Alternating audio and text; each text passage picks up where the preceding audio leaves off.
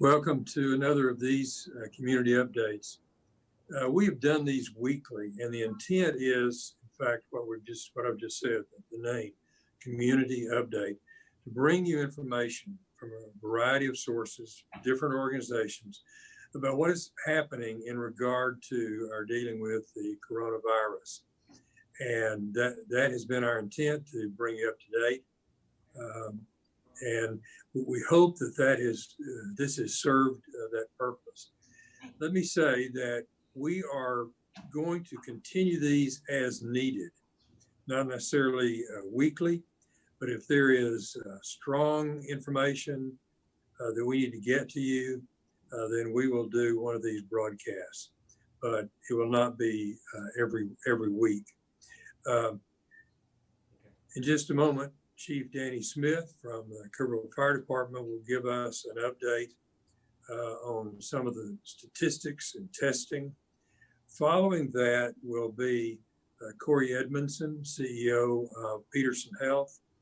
And let me say that Peterson Health has been just an invaluable ally in this whole process, helping others of us who are working in a variety of ways to step up and come alongside. And it's made a huge difference. But so after Chief Smith, then Corey Edmondson will share with us. Okay, Chief Smith, if you'll bring us up to date.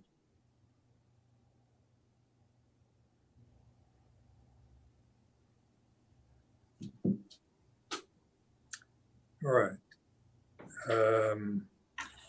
Maybe we don't have Chief Smith. What I will do is, Corey, if you will go ahead, and then if need be, I'll come back and go over some of the stats. Very good. Mayor, I appreciate those kind words. And certainly Peterson has been a thick of all this, and we're happy to help out in the community and our partners in the community as much as we can. Yeah, no, I wasn't muted. I still don't have any sound. So in any case, we had a little bit of technical difficulty there. To give you an update from Peterson's perspective, we have tested 932 patients as of this morning. 16 of those are still pending. As you know, there was last week in Kirk County, there was an uptick of 7 new cases overall. And of course, that was a record-setting time for a number of new cases in a week. So we want to be alert of that and be aware of that as a community and as a health system. But that overall, we still have roughly 18. Well, we do have 18 positive cases in Kirk County. 7 of those are active as of this morning, and 11 have recovered. We do have 1 positive case in the hospital that we're treating. That patient is on our critical care unit that we're caring for at this given point in time. Just a few quick important reminders. We all know that we've seen an uptick in cases. We've even seen an uptick in the number of cases that we're testing at our urgent care center. And we appreciate people being proactive and positive in that and understanding what the symptoms and signs are of COVID and taking action with their primary care provider or at the Peterson Urgent Care Center to get tested. It still requires a physician's order, and we certainly recommend you set an appointment with your primary care doctor or the urgent care center to get tested.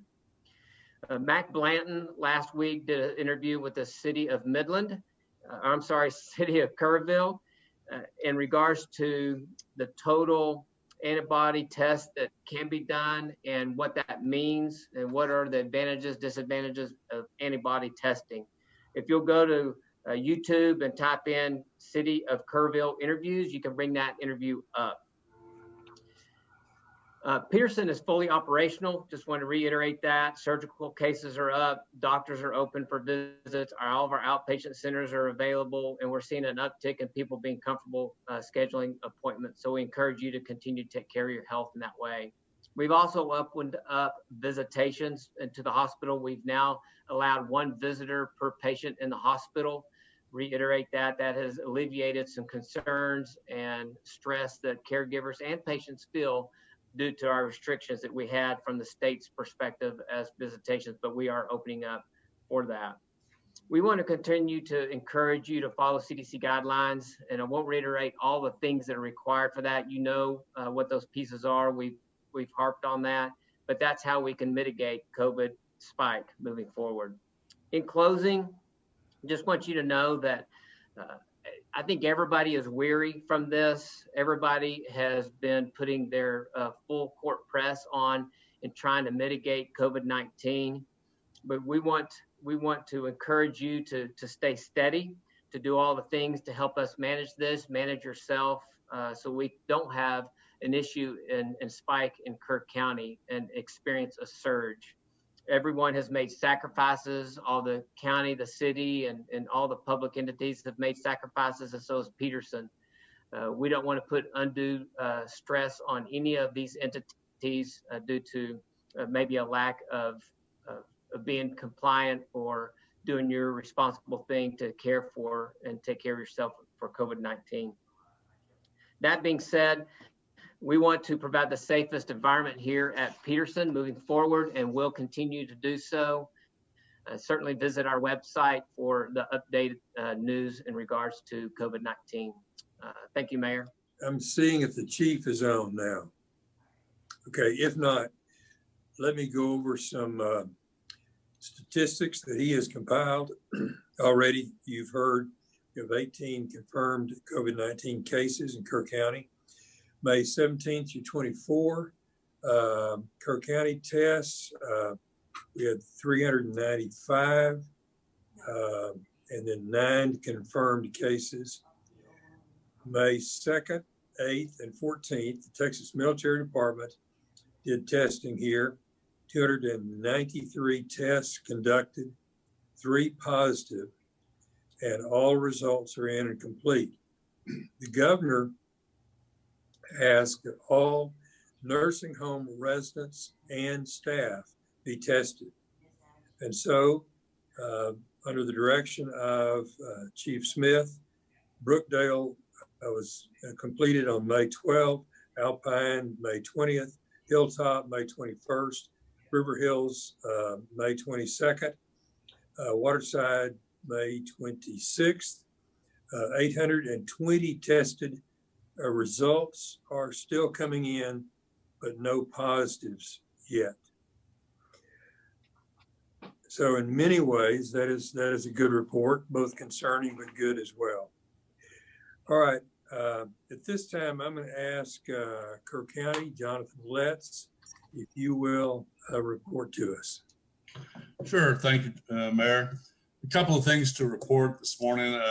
The courthouse is open. I think every department is open now. There are some different procedures, so be aware that there are longer wait times than usual, and there is kind of a lineup through the central part of the courthouse depending on which office you're going through.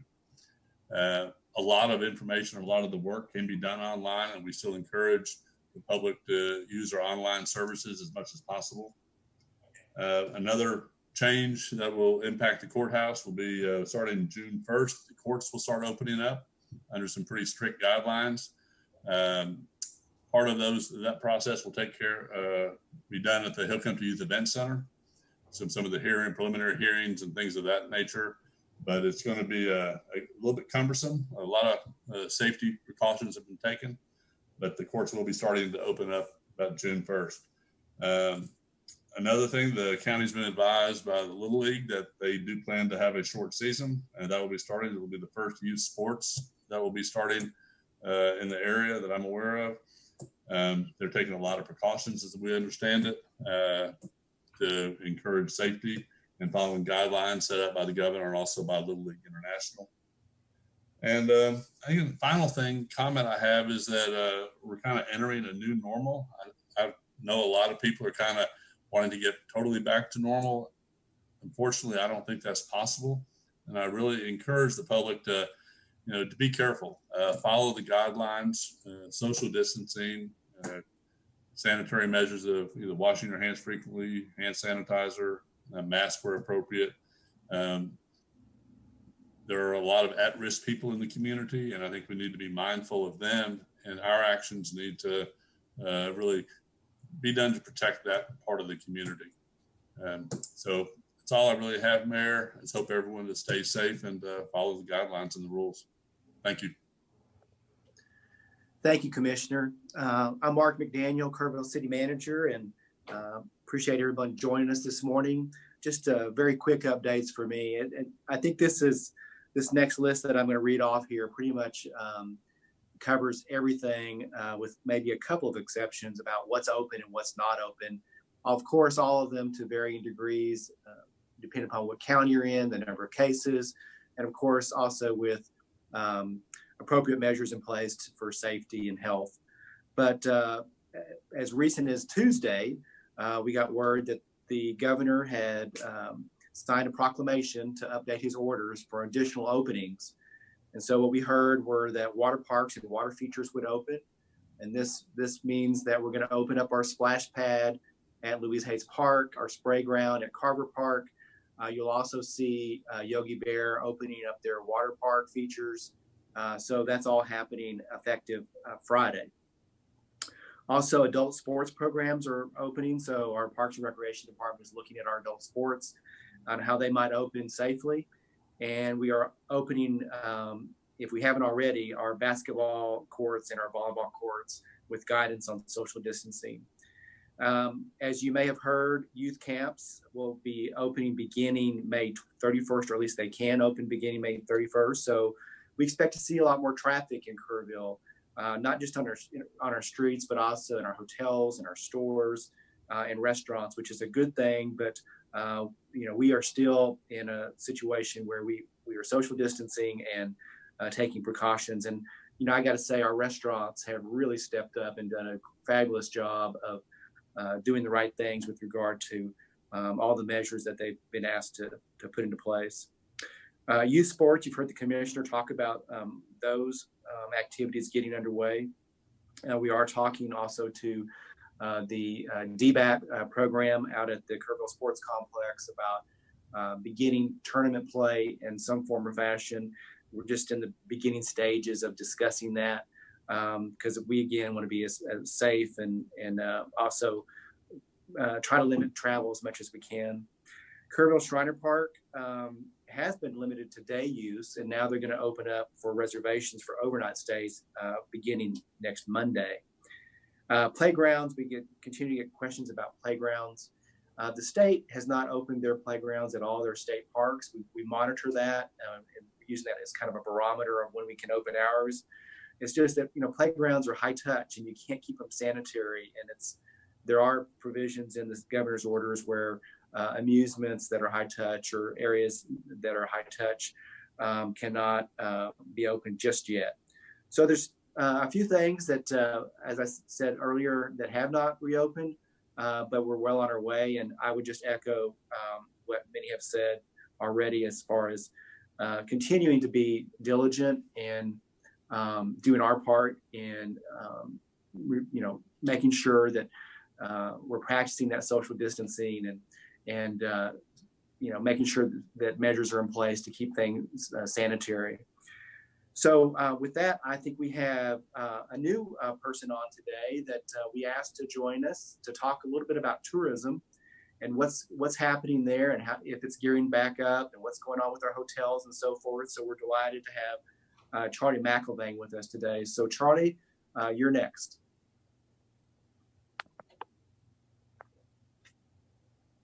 If you want to unmute. Thank you, Mark. I'm unmuted now. You bet. Okay. Visitors normally come to Kerrville to enjoy the same quality of life amenities that we as residents enjoy on a continual basis.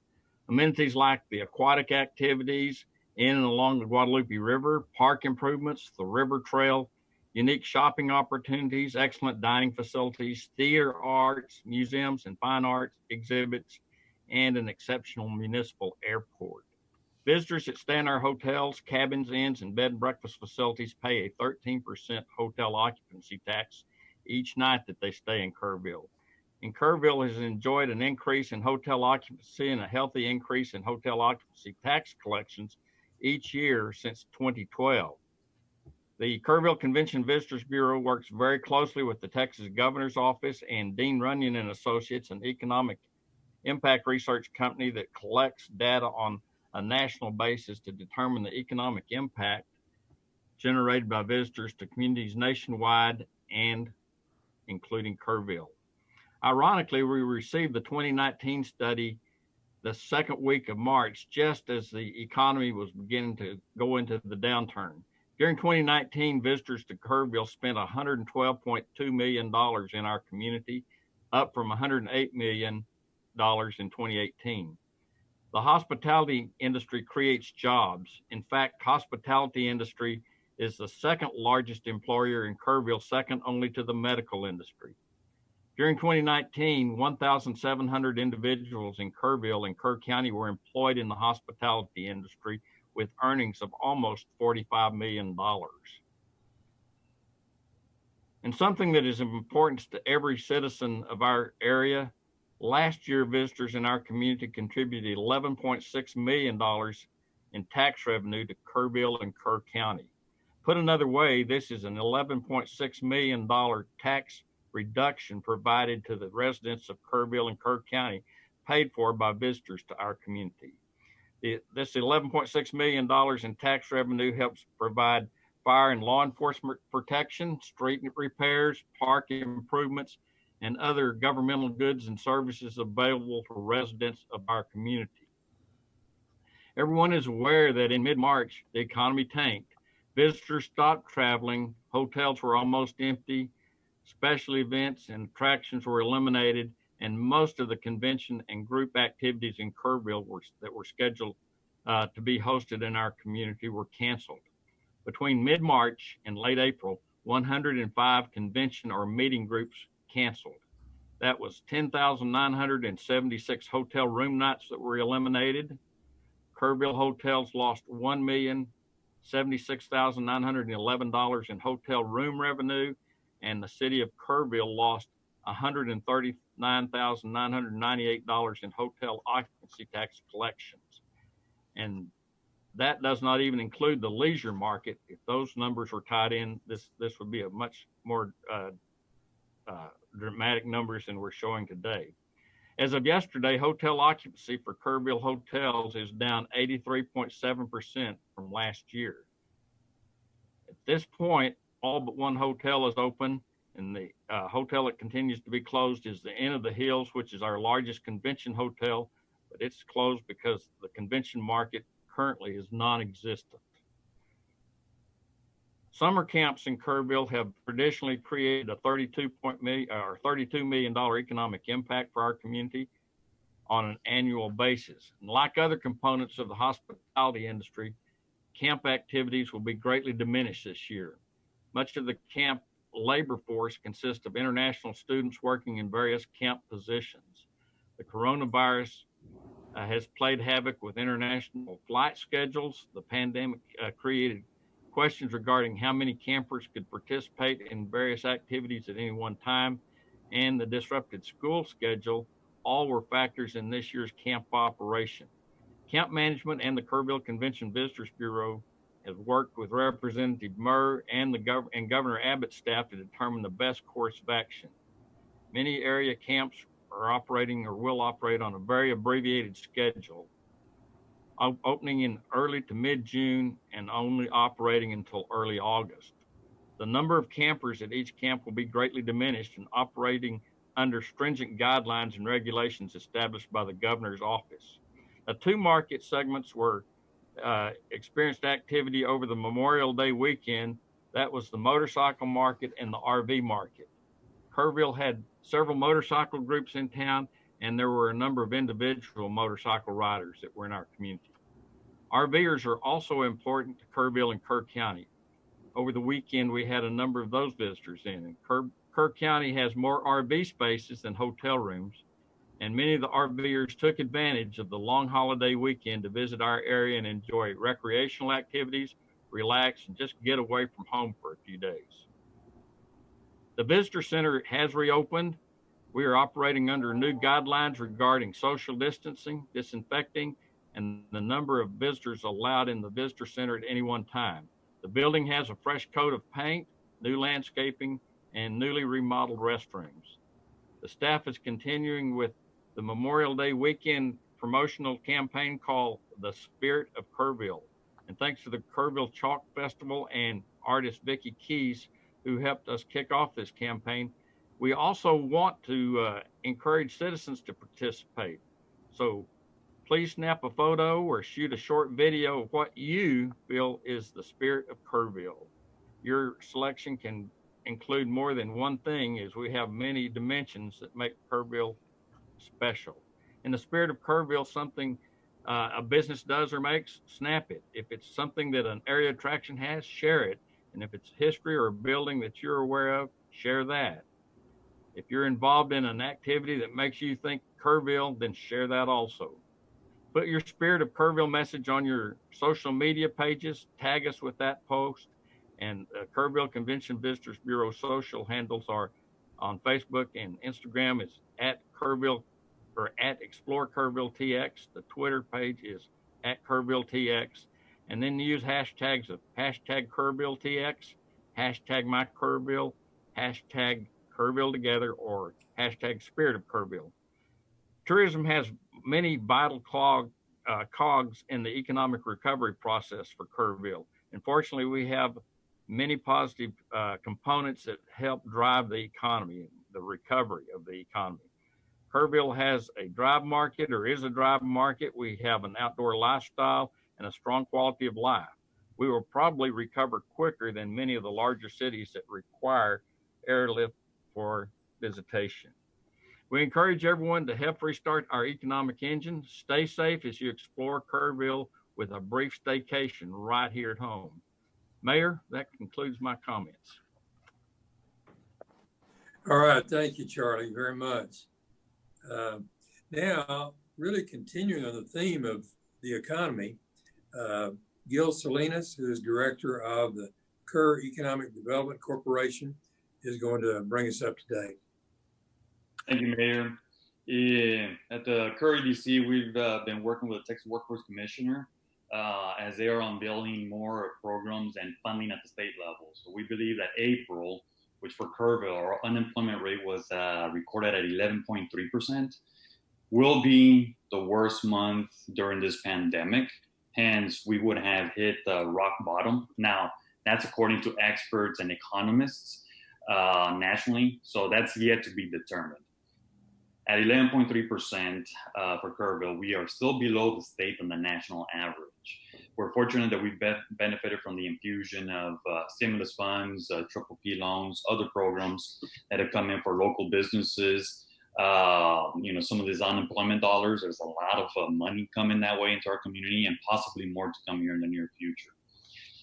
Now, looking at it from another standpoint, a national survey by Deloitte of Fortune 1000 companies found that 60% of executives do not expect to be in full operations until 2021. CFOs for these companies are focusing on cutting costs instead of growing revenue. And all of them have basically said they're expecting more and more of their employees to be working remotely, which means they're going to be utilizing or requiring a smaller real estate footprint for their needs. So this is basically a heads up for our local businesses, our local vendors, suppliers, and especially those of you all that are in real estate. Just kind of keep that in mind now moving forward. This is also a signal that it's going to be a slow recovery, and how we do business continues to evolve at a very fast pace, and we still don't know what that's going to look like here in the future. Now, switching gears here a little bit, later today on KerrvilleTogether.com, we're going to have our 11th installment. I believe it's our 11th installment. It's going to be not a podcast, but a webinar. It's going to be a collaboration between the KDC, the Chamber, the Kerrville CVB, where we're going to be discussing economic disaster recovery efforts for the Kerrville area. We're going to be providing information on small business recovery, industry, manufacturing, workforce, some of our next steps. And then Kerrville CVB Charters Group is going to have a great presentation about travel and tourism recovery and how that's going to impact us this summer and moving forward. podcast is going to be live, or the webinar is going to be live at 2 p.m. today on KerrvilleTogether.com. Some final thoughts. As always, I usually like to just touch a little bit on resiliency. We rebooted our economy on May 1st by opening at 50% capacity 2 weeks before almost everybody else did. Now, these figures are not reflective of our sales tax revenue yet, or our unemployment figures yet. Again, let's do our part to close out now May with a very strong economic output in order to build a better and a more resilient Kerrville economy. Again, let's shop local, invest in our entrepreneurs, let's keep Main Street alive. Ultimately, now our goal moving forward is getting a lot of these people back to work. And as always, let's do this by practicing social distancing. Thank you. Back to you, Mayor. Thank you, Gil, and thank you for all of our presenters. Again, this community update is intended to help people in our area have the latest information about what's going on, and we trust that this has helped you in that regard. So be safe, take care of others. Bye.